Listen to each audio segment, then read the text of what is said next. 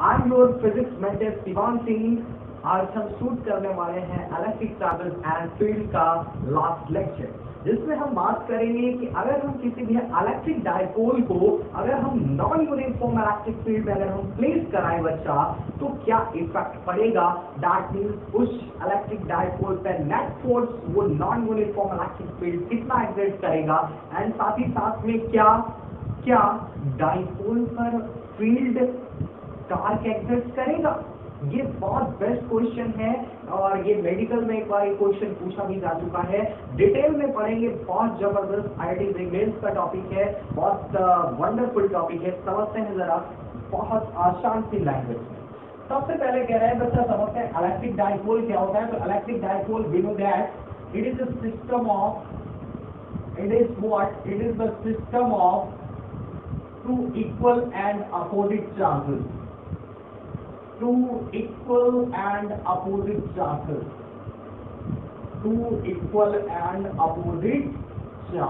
बच्चा।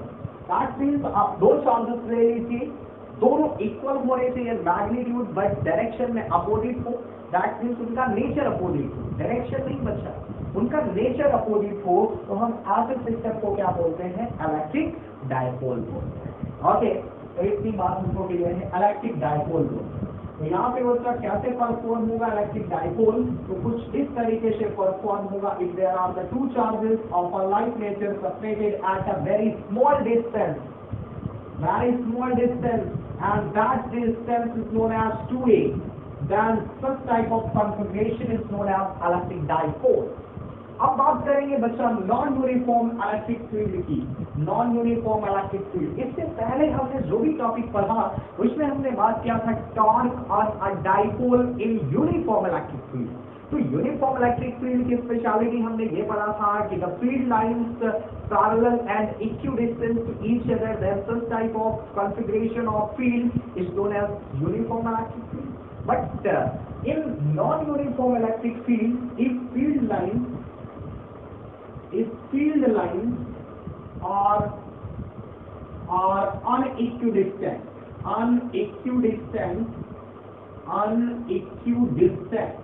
and साथ ही साथ में and unparallel, then जो भी आपका यहाँ से कॉन्फ़िगरेशन बन के आएगा उसको हम क्या बोलेंगे बच्चा, non uniform electric field. Non uniform क्या बोलेंगे, इलेक्ट्रिक फील्ड। इतनी बात हमको क्लियर है बच्चा। कैसे परफॉर्म होगा जरा समझते हैं इसको। क्या है कि फील्ड लाइन कैसी होनी चाहिए बच्चा, इक्विडिस्टेंट नहीं होनी चाहिए, अनइक्विडिस्टेंट हो, लाइक दैट, इस तरीके से हो बच्चा।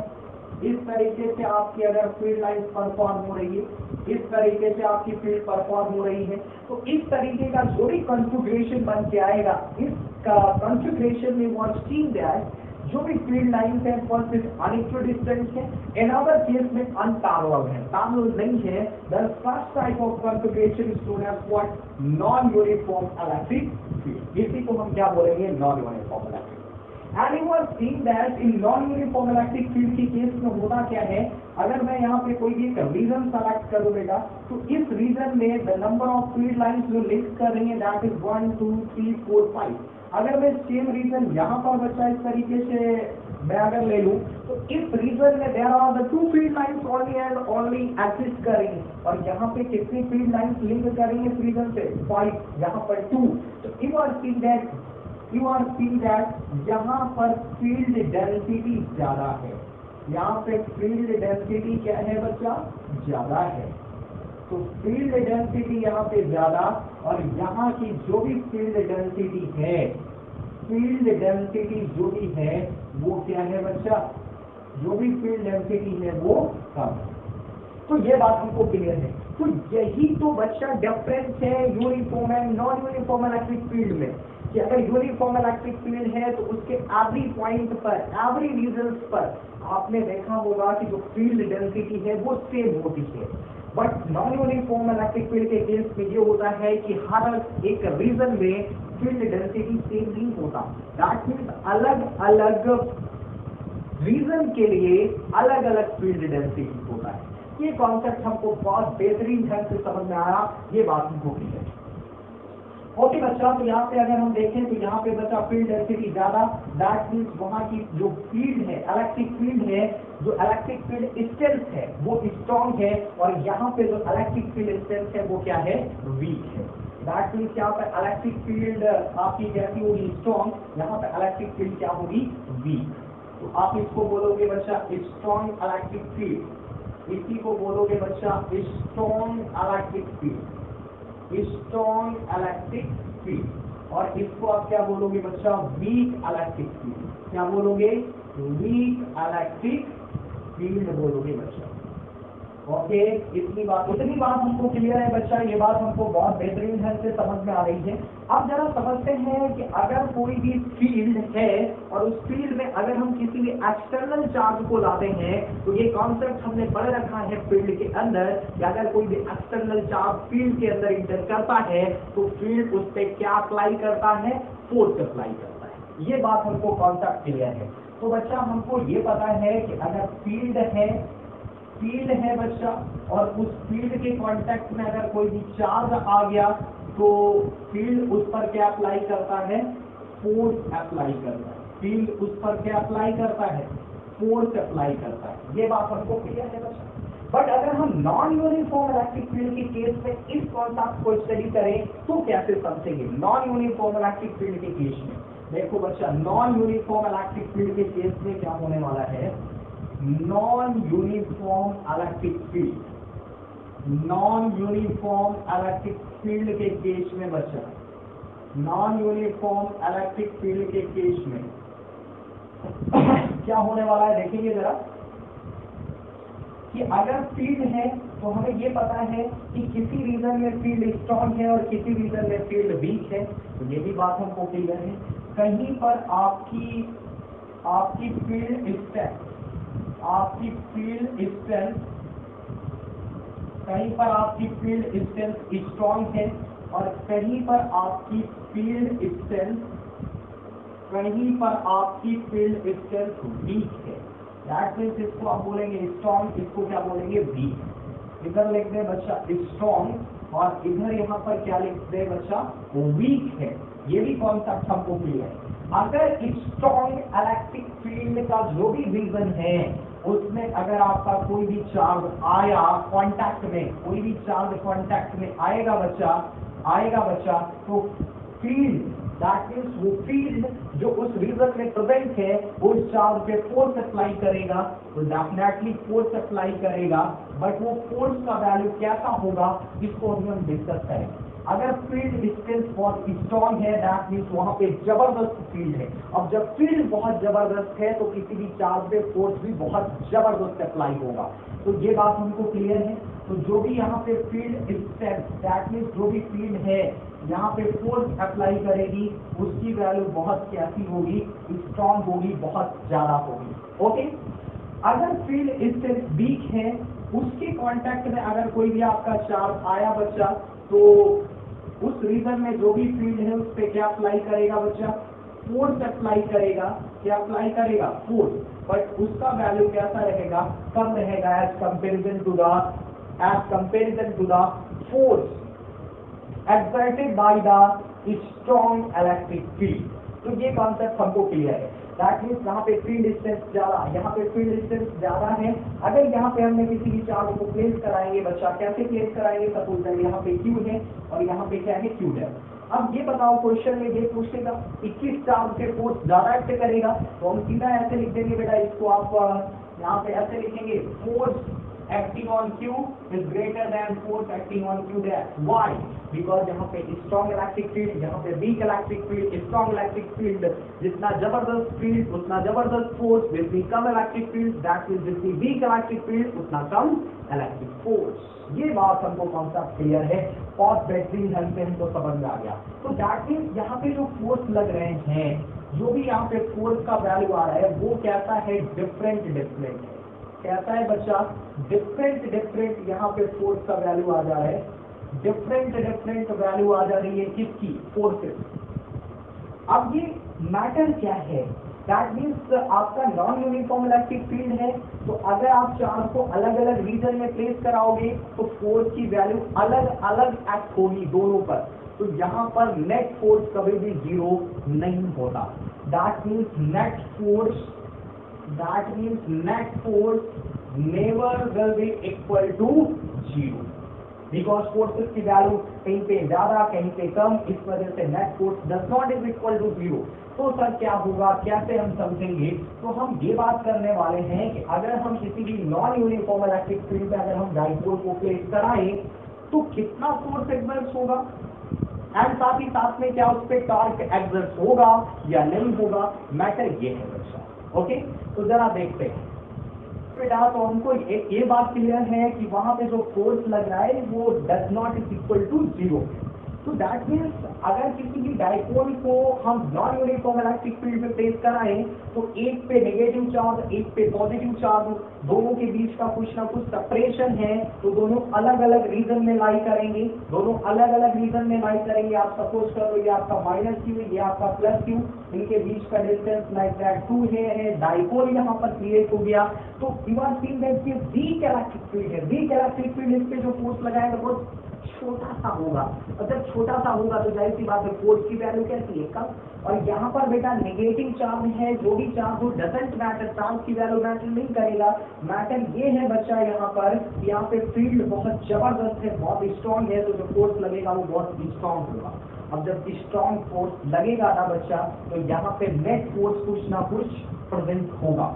अब नेट फोर्स प्रेजेंट है तो ये बात हमको क्लियर है। साथ ही साथ में एक बात और समझेंगे बच्चा, जो ये समझने वाली है, एक बात और समझेंगे हमारे बच्चा लोग, बहुत ही इंटरेस्टिंग बात है, वो ये बात है कि साथ ही साथ में यहाँ पर टॉर्क भी एक्सर्ट करेगा।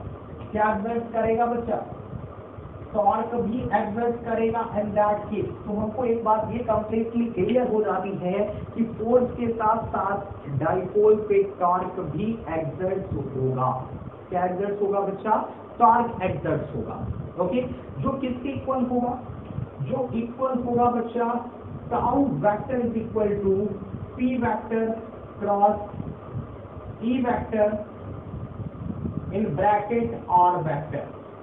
Now the question arise sir, R vector क्या है? तो R vector this is the position vector, this is the position vector of the center of the dipole, of the center of the dipole। ये बात हमको clear है बच्चा, बहुत ही अच्छी तरीके से हम समझते हैं। तो दैट मीन्स एक बात समझेंगे कि जो टॉर्क जो प्रेजेंट होगा इस डाइपोल पर, जो नॉन यूनिफॉर्म इलेक्ट्रिक फील्ड पर प्रेजेंट है, ये मेनली डिपेंड करता है लोकेशन पर। मेनली किस पर डिपेंड करता है? Location of dipole, location of dipole in non-uniform electric field। in what? in non-uniform electric field पर डिपेंड करता है, in non uniform electric field पर डिपेंड करता है। ये बात हमको क्लियर है। और इसकी value tau vector is equal to P vector cross E vector in bracket R vector. Where R vector क्या है? तो this is the position vector of the centre of the dipole. That means के dipole के centre का क्या है? Position vector है। तो उस पर डिपेंड करता है कौन? टार्क। तभी मैंने यहाँ पे लिख रखा है, जो टार्क है वो तो पता है हमें, किसी भी इलेक्ट्रिक फील्ड के अंदर P vector cross E vector होता है, बट किस पर डिपेंड करता है? तो लोकेशन ऑफ द डाइपोल पर डिपेंड करता है, जो कहाँ पर प्लेस है? नॉन यूनिफॉर्म इलेक्ट्रिक फील्ड पर प्लेस है। तो ये बात हमको क्लियर हो जाती है कि ये बात हमको फंडामेंटली क्लियर है कि अगर कोई भी dipole non uniform electric field पे प्लेस है तो उसमें नेट फोर्स के साथ साथ टॉर्क भी एक्सर्ट होता है। तो ये क्वेश्चन एक बार पूछा जा चुका है कि नॉन यूनिफॉर्म इलेक्ट्रिक फील्ड में अगर हम किसी भी डाइपोल को प्लेस कराएं उस पे सिर्फ केवल फोर्स प्रेजेंट होता है या टॉर्क भी प्रेजेंट होता है या दोनों प्रेजेंट होते हैं, और लास्ट ऑप्शन था नन ऑफ दीज, कोई भी प्रेजेंट नहीं होता है। तो दैट मीन्स आपका यहाँ पे जो ऑप्शन था वो थर्ड सही था, वो ये था कि फोर्स के साथ साथ टॉर्क भी प्रेजेंट होता है। ओके बच्चा, अब जरा समझते हैं इसको, थोड़ा सा डिटेल में समझेंगे। अब मेन कॉन्सेप्ट की ओर हम मूव करेंगे, हमारा कॉन्सेप्ट क्लियर हो जाएगा इन क्वेश्चन को सॉल्व करने के लिए इससे रिलेटेड बच्चा। ओके, तो मेन कॉन्सेप्ट की ओर मूव करें। ओके बच्चा लोगों, ये बात हमको समझ में आ गया कि टॉर्क भी प्रेजेंट होता है, फोर्स भी प्रेजेंट होता है। चलिए अब जरा आगे समझते हैं। अब हम मेन कॉन्सेप्ट की ओर मूव करने वाले हैं बच्चा। मेन कॉन्सेप्ट को ग्रिप बना के रखिएगा उस स्टेप में। तो अब बच्चा हम इस कॉन्सेप्ट को, इसके क्वालिटेटिव डिस्कशन को स्टडी करेंगे एंड साथ ही साथ में हम इसके क्वांटिटेटिव डिस्कशन का भी जिक्र करेंगे। दैट मीन्स अब हम इसको दो डायरेक्शन के बेसिस पर पढ़ेंगे, क्वालिटेटिव बेसिस पर एंड क्वांटिटेटिव बेसिस पर। तो जरा समझते हैं बच्चा क्वालिटेटिव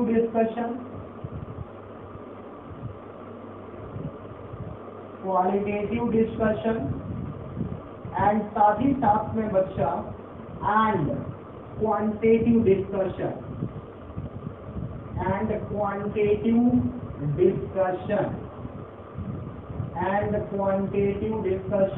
ये बात हमको क्लियर हो जाती है बच्चा। ओके, जरा वन बाय वन करके समझते हैं। सबसे पहले क्वालिटेटिव डिस्कशन की बात करेंगे, फिर आफ्टर दैट क्वांटिटेटिव डिस्कशन की बात करेंगे। तो हेडिंग लगाएंगे बच्चा case number 1, qualitative discussion.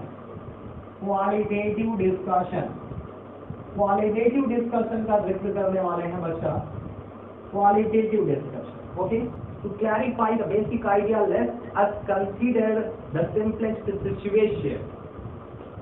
To clarify the basic idea,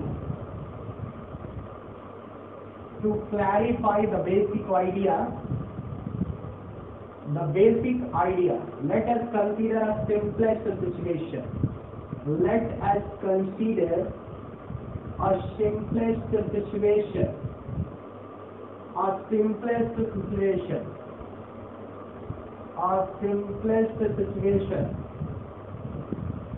क्या सिंपलेस्ट सिचुएशन लेने वाले हैं बच्चा, जरा समझते हैं। फर्स्ट नंबर जो हम सिचुएशन लेंगे बच्चा वो ये होगा कि the direction of electric field as constant, the direction of electric field are constant.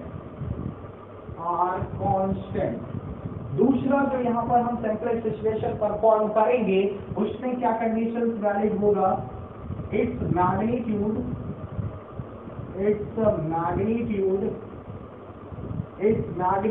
increases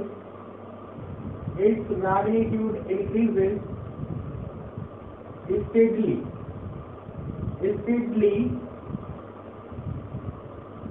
when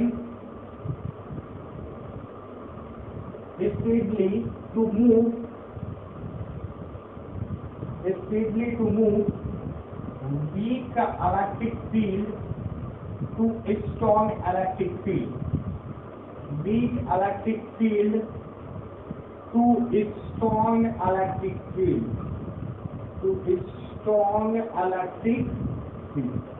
ये बात हमको बच्चा क्लियर है कि दैट मीन्स जो भी हम क्लैरिफाई करने वाले हैं बेसिक आइडिया, उसके लिए हमने एक सिंपलेस्ट सिचुएशन बनाया है। सिंपलेस्ट सिचुएशन में हमने टू कंडीशंस यहाँ पर दे रखी हैं। वो कंडीशंस क्या होनी चाहिए कि जो भी हम इलेक्ट्रिक फील्ड परफॉर्म करेंगे उसका डायरेक्शन कांस्टेंट होगा, डायरेक्शन वेरिएबल नहीं होगा।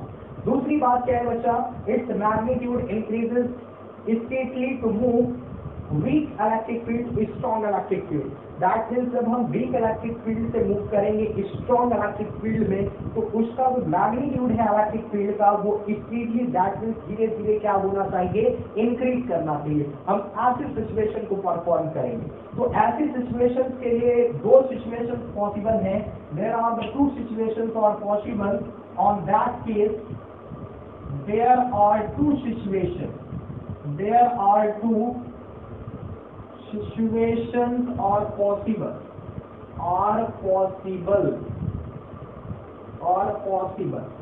First situation क्या है बच्चा, when P vector is parallel to E vector, and second situation क्या है बच्चा, when P vector is anti-parallel to E vector. ये कॉन्सेप्ट हमको क्लियर है। तो ये बात रिमेंबर रखिएगा, दो सिचुएशन है, बहुत डिटेल में बहुत आसानी से समझेंगे बच्चा। जरा इसको रफ कर देते हैं फिर आगे जरा समझते हैं। तो ये बात रिमेंबर रखिएगा, कंडीशन क्या है बच्चा, क्वालिटेटिव डिस्कशन का जिक्र कर रहे हैं। तो कंडीशन ये है बच्चा कि जो फील्ड की डायरेक्शन है वो कांस्टेंट होनी चाहिए एंड जो मैग्नीट्यूड है फील्ड का वो वीक से स्ट्रॉन्ग की ओर मूव करने में धीरे धीरे इंक्रीज करना चाहिए। ओके, तो situation number 1, situation number 1, if P vector is parallel to E vector, if P vector is parallel to what? E vector, E vector के पैरेलल है कौन बच्चा? E vector आपके पैरेलल है। ओके, जरा समझिए यहाँ पे। ओके, आप इसको इस तरीके से भी मेंशन कर सकते हैं, P vector is parallel to क्या है? E vector, is parallel to क्या है? E vector। ओके, चलो अब यहाँ से बच्चा सपोज दैट हम एज्यूम करें कि इधर आपका वीक इलेक्ट्रिक फील्ड, इधर आपका कौन सा रीजन है? वीक फील्ड का रीजन है। जैसे जैसे हम इधर मूव कर रहे हैं बच्चा, इलेक्ट्रिक फील्ड का डायरेक्शन भी इधर ही है। वीक फील्ड इधर मूव कर रहे हैं तो धीरे धीरे आपका जो फील्ड है वो स्ट्रॉन्ग होता जा रहा है और यहाँ पर कौन सा रीजन मिल रहा है बच्चा? स्ट्रॉन्ग फील्ड का रीजन, स्ट्रॉन्ग फील्ड का रीजन। अगर हम इस सिचुएशन में, इस कॉन्फ़िगरेशन में अगर हम एक डाइपोल को प्लेस करा देना बच्चा, इसको प्लेस करा दे, डाइपोल को लाइक दैट प्लेस करा दे इस तरीके से, इसके बीच का टोटल डिस्टेंस कितना होता है? 2a, जिसको हम क्या बोलते हैं? डाइपोल लेंथ बोलते हैं, डाइपोल लेंथ बोलते हैं। इतनी बात हमको क्लियर है। तो फील्ड कॉन्सेप्ट ये कहता है कि अगर आपने किसी भी फील्ड में, अगर आपने किसी भी एक्सटर्नल चार्ज को प्लेस कराया तो फील्ड उस पर क्या अप्लाई करेगा? फोर्स अप्लाई करेगा। ओके बच्चा, तो यहाँ पे फोर्स अप्लाई होगा, तो ये भी बात हमको क्लियर है। तो यहाँ पर आपका फोर्स लगेगा बच्चा, यहाँ पर आपका फोर्स लगेगा, कितना फोर्स लगेगा? तो मैंने अज्यूम करा कितना? F1। वीक फील्ड इस माइनस के ऊपर जो फोर्स एक्सर्ट करेगा बच्चा वो कितना होगा? F2, हमने अज्यूम करा। अब now the question arise in your mind, sir F1 का डायरेक्शन इसके अवे है, इधर है, इस डायरेक्शन में, राइट वर्ड डायरेक्शन में, और माइनस के ऊपर जो फोर्स लग रहा है वो लेफ्ट वर्ड डायरेक्शन में। Sir why? Because we know that जो फील्ड क्रिएट होता है, जो फील्ड क्रिएट होता है बच्चा वो किधर क्रिएट होता है? Positive to negative, positive to negative, ये कॉन्सेप्ट हमको क्लियर है। तो पॉजिटिव टू नेगेटिव, तो इधर आपका जो भी फील्ड है वो पॉजिटिव वाल्स की वजह से पॉजिटिव चार्ज प्रेजेंट है, तो पॉजिटिव नेगेटिव के बीच में फोर्स ऑफ अट्रैक्शन, और इधर नेगेटिव पॉजिटिव के बीच में फोर्स ऑफ अट्रैक्शन, इस वजह से F1 का डायरेक्शन इधर राइट वर्ड और F2 का डायरेक्शन इधर लेफ्ट वर्ड होगा। तो आई होप आपको ये बात क्लियर होगी, तो ये भी बात आपको क्लियर है। ओके, तो ये बात हमको समझ में आ रहा है। बट इवन इन दैट कि मैंने आपसे बोला था कि जितना स्ट्रॉन्ग इलेक्ट्रिक फील्ड होगा तो उस पर जो फोर्स लगेगा तो उस फोर्स का वैल्यू उतना ही क्या होगा? स्ट्रॉन्ग होगा, दैट मीन्स उसका वैल्यू ज्यादा होगा। एंड इधर फील्ड वीक है तो जो भी फोर्स लगेगा उसका वैल्यू कैसा होगा? वीक होगा। कैसा फोर्स लगेगा? वीक फोर्स लगेगा। तो ये भी बात हमको क्लियर है। तो नाउ द क्वेश्चन अराइज कि इसका नेट फोर्स कितना लगेगा? तो यहाँ पे सबसे पहले लिख देते हैं force acting on plus Q in the region of strong field, in the region of what? Strong field। कितना होगा? F1 like that force acting on minus Q in the region of weak field, in the region of weak field कितना हो जाएगा आपका? F2। तो ये आपका F1 और ये आपका कितना है? F2। तो नेट फोर्स कितना एक्सर्ट होगा इस डाइपोल पर? तो नेट फोर्स निकालने के लिए बच्चा, नेट फोर्स कितना प्रेजेंट होगा? तो नेट फोर्स निकालने के लिए हम ऑलवेज क्या करते हैं? ग्रेटर वैल्यू में स्मॉलर वैल्यू को सब्ट्रैक्ट कर देंगे। तो ग्रेटर वैल्यू कौन सी है बच्चा? F1। स्मॉलर वैल्यू कौन सी है? F2। यहाँ से वी कैन राइट बच्चा F1 minus what? F2। F1 minus कितना आ जाएगा? F2। Now question arise, force एक वेक्टर क्वांटिटी है तो जो भी मैग्नीट्यूड आएगा वो तो आएगा, लेकिन किस डायरेक्शन में रिजल्टेंट फोर्स एक्ट करेगा? तो बच्चा यहाँ से F1 की वैल्यू बड़ी, F2 की वैल्यू छोटी, तो जाहिर सी बात है रिजल्टेंट किधर आएगा? इन द डायरेक्शन ऑफ F1। तो जिधर आपका F1 एक्ट कर रहा है उधर ही डायरेक्शन में आपका क्या लगेगा बच्चा, F नेट एग्जैक्ट होगा। F नेट लगेगा जिस डायरेक्शन में आपका क्या लग रहा है, प्लस Q पर जो चार्ज है F1 लग रहा है। ओके, तो ये बात हमको क्लियर है। तो इस बात को रिमेंबर रखिएगा, F नेट इतना आ जाएगा F1 माइनस F2। तो दैट मीन्स इंक्रीजिंग फील्ड का डायरेक्शन किधर है, इंक्रीजिंग फील्ड का डायरेक्शन किधर है बच्चों, इंक्रीजिंग फील्ड का डायरेक्शन जिधर है उधर ही आपका किसका डायरेक्शन है, F नेट का डायरेक्शन है। तो आई होप आपको ये बात क्लियर होगी। तो ये बात हमको समझ में आ गया है। तो दैट मीन्स फाइनली जो डाइपोल पे जो फोर्स लग रहा है in the direction of increasing field लग रहा है। तो दैट मीन्स आपका डाइपोल किस डायरेक्शन में मूव करेगा, डाइपोल आपका मूव करेगा in the direction of increasing field. You can say weak field to strong field. यहाँ पे हम लिख सकते हैं बच्चा dipole moves in the direction of increasing field, in the direction of increasing field, in the direction of increasing field। ये concept हमको clear है। तो आई होप आपको ये बात समझ में आया होगा। और लाइक दैट हम समझेंगे सिचुएशन नंबर 2। सिचुएशन नंबर 2 को बच्चा जरा समझें, सिचुएशन नंबर 2 को जरा समझें बच्चा, वो भी इंटरेस्टिंग बात है यहाँ पर। सिचुएशन नंबर 2, ओके देखिए बच्चा, सिचुएशन नंबर 2, सिचुएशन नंबर 2 क्या है, यहाँ पर भी केस क्या है बच्चा, इफ P वेक्टर और anti parallel to E vector. तो क्या है बच्चा, E वेक्टर।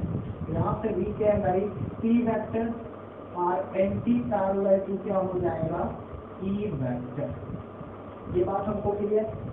अच्छा, अब जरा बनाते हैं यहाँ पे नॉन यूनिफॉर्म इलेक्ट्रिक फील्ड की ये पूरा सिचुएशन है, पूरा कॉन्फ़िगरेशन सब कुछ नॉन यूनिफॉर्म इलेक्ट्रिक फील्ड में परफॉर्म हो रहा है। तो that means non uniform electric field की स्टोरी क्या है, कहीं पे आपका वीक फील्ड है और कहीं पे आपका कैसा फील्ड है बच्चा, एक स्ट्रॉन्ग फील्ड का रीजन है, एक स्ट्रॉन्ग फील्ड है। ये भी बात हमको क्लियर है।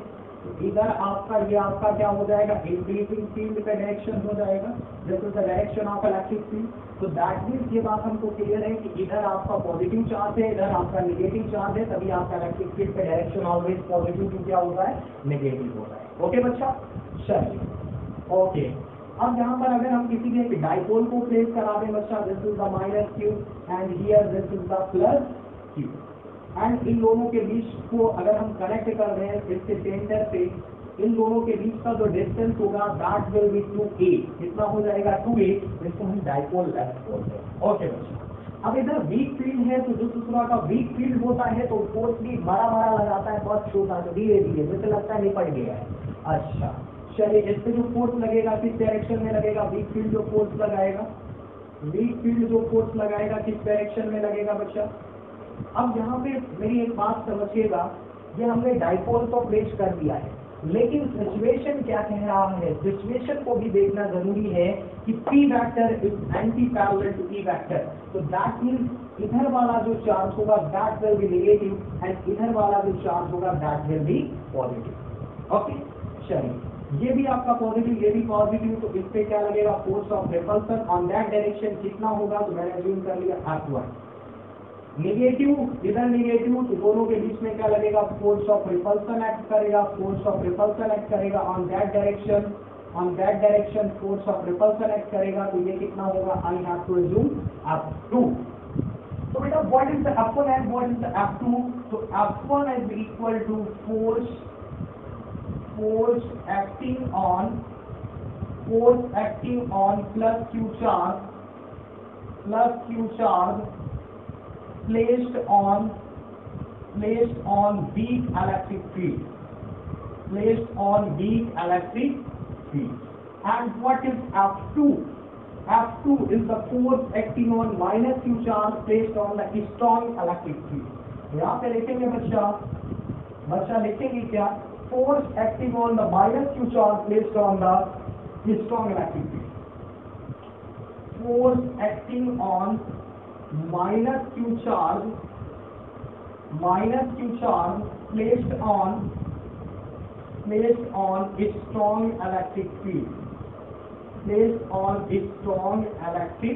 field, ये कॉन्सेप्ट हमको क्लियर। अब नाउ द क्वेश्चन है सर, इसके डाइपोल पे नेट फोर्स कितना एक्सर्ट करेगा, बिकॉज F1 एंड F2 तो सेम होगा नहीं, इक्वल होगा नहीं, यही तो स्पेशलिटी है नॉन यूनिफॉर्म इलेक्ट्रिक फील्ड का। तो आप बात जरा समझते हैं, यहाँ पे जो फोर्स लग रहा है वीक फील्ड है, तो फोर्स का वैल्यू कैसा होगा, स्मॉल। यहाँ पे स्ट्रॉन्ग फील्ड है, तो इस चार्ज पे जबरदस्त फोर्स लगेगा, इस वजह से फोर्स का वैल्यू क्या होगा, ग्रेटर होगा as comparison to the F1 force. तो यहाँ पे बच्चा हम आप नेट निकालने के लिए बच्चा ऑलवेज ग्रेटर वैल्यू में हम स्मॉलर वैल्यू को सब्ट्रैक्ट करते हैं। तो ग्रेटर वैल्यू कितना है बच्चा, F2, स्मॉलर वैल्यू कितना है, F1। कैसे, बिकॉज ये स्ट्रॉन्ग इलेक्ट्रिक फील्ड में प्लेस है, इस वजह से F2 ज्यादा फोर्स की वैल्यू के साथ में है, और यहाँ पे इसकी वैल्यू कैसी है, स्मॉलर है। तो F2 is greater and F1 is smaller. तो F2 माइनस F1 से क्या आ जाएगा, आपका F नेट आ जाएगा बच्चा। तो F net is equal to यहाँ पे we can right F2 minus क्या हो जाएगा, F1। ओके, तो यहाँ पे ये बात हमको क्लियर है। अब नाउ क्वेश्चन है sir, force is a vector quantity, तो इसका डायरेक्शन किधर जाएगा, तो इसका डायरेक्शन जाएगा बच्चा उधर जिधर आपका फोर्स का वैल्यू ग्रेटर है। तो किधर किसका वैल्यू ज्यादा है बच्चा, तो जो फोर्स माइनस क्यू पर एक्ट कर रहा है उसका वैल्यू ज्यादा है, तो डायरेक्शन भी उधर ही होगा। तो F नेट का डायरेक्शन हो जाएगा बच्चा, F नेट का डायरेक्शन हो जाएगा लाइक दैट, और F नेट कितना होगा, F2 minus F1, F2 minus F1, F net इधर एक्ट करेगा। ओके, एंड साथ ही साथ में the direction of increasing field किधर है, this is the direction of increasing field, that means जो इंक्रीजिंग फील्ड का जो डायरेक्शन है वो weak field to strong field, and जो डाइपोल पर जो नेट फोर्स लग रहा है वो minus Q to plus Q, that means against that direction of increasing electric field. तो दैट मीन्स जो डाइपोल है वो आपका अगेंस्ट मूव करेगा in the direction of increasing field. तो यहाँ पे शो वी कैन राइट बच्चा, वी कैन राइट व्हाट बच्चा, we can write in that case, we can write बच्चा here the dipole moves against in the direction of increasing electric field, against in the direction of increasing electric field, against in the direction of increasing electric field। तो ये concept हमको clear है। हमको एक बात बहुत ही fundamentally clear हो गई कि अगर आपका डाइपोल पैरेलल प्लेस्ड है in the direction of electric field, तो जो भी नेट फोर्स लगेगा डाइपोल पर, वो किधर लगेगा बच्चा, इन the direction of increasing electric field. अगर आपका डाइपोल एंटी पैरेलल प्लेस है बच्चा उस direction of increasing electric field के, तो जो डाइपोल पे जो नेट फोर्स एक्सर्ट होगा वो against the direction of increasing electric field होगा। आपने बहुत ही क्लियरली समझा इस बात को। आई होप आपने क्वालिटेटिव डिस्कशन को समझ लिया है। अब हम बात करेंगे क्वांटिटेटिव डिस्कशन। हम बात करेंगे क्वांटिटेटिव डिस्कशन की। क्वालिटेटिव डिस्कशन हमारा समाप्त होता है। अब हम बात करेंगे case number 2, quantitative discussion.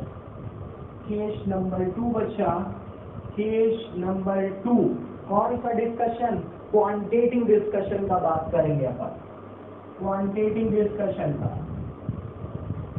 Quantitative discussion आ जाइए बच्चा, क्वांटिटेटिव डिस्कशन का बात करेंगे। ओके, कैसे करेंगे जरा समझते हैं। वी हैव स्टडीज बच्चा, अभी हमने पढ़ा है कि अगर आपका नॉन यूनिफॉर्म इलेक्ट्रिक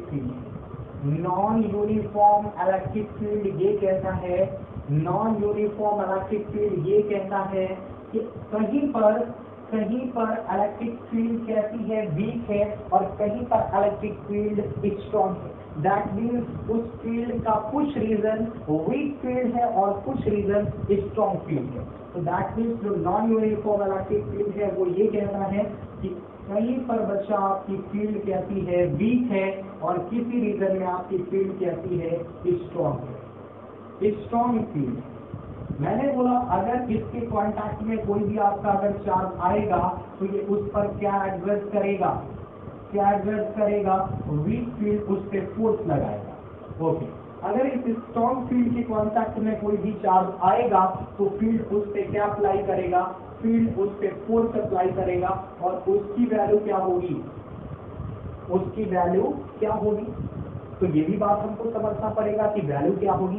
तो एक बात हमको ये क्लियर है कि अगर आपका फील्ड बहुत वीक है तो जो भी फोर्स लगेगा चार्ज पर उसकी वैल्यू कैसी होगी, बहुत कम होगी। और फील्ड अगर स्ट्रॉन्ग है तो जो चार्ज पे जो फोर्स एक्सेस करेगा ये स्ट्रॉन्ग फील्ड, उसकी वैल्यू उतनी ही क्या होगी, स्ट्रॉन्ग होगी, उतनी ही वैल्यू ग्रेटर होगी। ये कॉन्सेप्ट हमने पढ़ जाता है। ओके बच्चा, अब जरा हम इसको एक कॉन्फ़िगरेशन के थ्रू समझते हैं। कॉन्फ़िगरेशन के थ्रू कैसे समझेंगे, चलिए आइए देखते हैं बच्चा कॉन्फ़िगरेशन के थ्रू कैसे समझते हैं इस बात को, बच्चा कैसे समझते हैं। चलिए सपोज दैट ये आपका कोई भी एक क्या है, लाइक दैट ये आपका मैं non uniform electric field perform कर रहा हूँ, non uniform electric field perform कर रहा हूँ बच्चा। This is the non uniform electric field, this is what, this is the non-uniform electric field, you are seeing that। इस केस में देखेंगे इधर आपका फील्ड कैसा है बच्चा, स्ट्रॉन्ग है, और इधर आपका फील्ड कैसा है, वीक। ओके, इधर आपका स्ट्रॉन्ग फील्ड है बच्चा और इधर आपका कैसा फील्ड है, वीक फील्ड। ये बात सबको क्लियर है बहुत ही अच्छी तरीके से। यहाँ पर हमने दो पॉइंट कंसीडर कर रखे हैं, यहाँ पर पॉइंट ए है और एक यहाँ पर क्या है, पॉइंट बी। इधर आपका डाइपोल का नेगेटिवली चार्ज है, इधर आपका डाइपोल का कौन सा चार्ज है, पॉजिटिव चार्ज। इन दोनों के बीच का जो सेंटर टू सेंटर से जो डिस्टेंस होगा that is known as what, dipole length. और इस डाइपोल लेंथ कितना होता है बच्चा, that is 2a। Dipole length कितना होता है, 2a। ये भी कॉन्सेप्ट सबको क्लियर। तो दैट मीन्स यहाँ पे स्ट्रॉन्ग फील्ड है तो -2 चार्ज पे फोर्स अप्लाई करेगा तो कितना फोर्स एक्सर्ट होगा, तो बच्चा यहाँ पे जो फोर्स होगा दैट इज Fa और यहाँ पर जो फोर्स होगा दैट विल बी Fb। अब जाहिर सी बात है कि जो फील्ड है वो कहाँ से स्टार्ट होता है और कहाँ पे इंटर करता है। तो फील्ड ऑलवेज पॉजिटिव से स्टार्ट होता है, नेगेटिव पे इंटर करता है। तो यहाँ पे जो फोर्स का डायरेक्शन होगा वो होगा towards the direction of positive charge. तो कितना फोर्स एक्सर्ट हो रहा है, Fa। और इधर फोर्स लगेगा towards the direction of negative charge, तो इधर कितना फोर्स लगेगा, Fb। तो ये बात हमको क्लियर है बच्चा। चलिए आइए देखते हैं व्हाट इज Fa। तो Fa is the force acting on -q charge, force acting on -q charge in the region of strong field, in the region of what, strong field। Okay, इधर बच्चा Fb क्या है, Fb is the force acting on positive charge, this is the force acting on positive charge, force acting on what, positive charge in the region of weak field, in the region of what, weak field। ये भी बात हमको clear है। एक और scene है कौन सा वैल्यू फोर्स का ग्रेटर और कौन सा स्मॉलर। तो जो स्ट्रॉन्ग फील्ड में प्रेजेंट होगा जो भी चार्ज, उस पे जो फोर्स लगा है उसकी वैल्यू ग्रेटर, और जो चार्ज आपका वीक फील्ड में प्रेजेंट है उस पे जो फोर्स लगा है उसकी वैल्यू स्मॉलर। तो since you are seeing that जो आप नेट होगा वो ऑलवेज ग्रेटर वैल्यू में स्मॉलर वैल्यू को सब्ट्रैक्ट करके फाइंड आउट करते हैं। तो Fa माइनस कितना हो जाएगा बच्चा, Fa माइनस Fb कितना हो जाएगा, Fa माइनस Fb। ये बात हमको समझ में आ गई। लेकिन इसका डायरेक्शन किधर होगा नेट का, तो you are seeing that Fa is greater, Fa क्या है बच्चा, ग्रेटर, एंड Fb क्या है आपका, स्मॉलर। तो ये किधर मूव करेगा, फाइनली जो डायरेक्शन ऑफ रिजल्टेंट फोर्स होगा वो इधर लाई करेगा। कितना आएगा बच्चा, Fa माइनस Fb। ओके बेटा, तो यहाँ से क्या आ जाएगा, अपने equal to Fa minus Fb, direction इधर आ जाएगा। Since we know that is equal to क्या होता है, F अपॉन Q, तो force is equal to the weak air light क्या हो जाएगा, Q इंटू E। ओके बच्चा, Q इंटू E हो जाएगा। तो हम इसको इस तरीके से कन्वर्ट कर सकते हैं।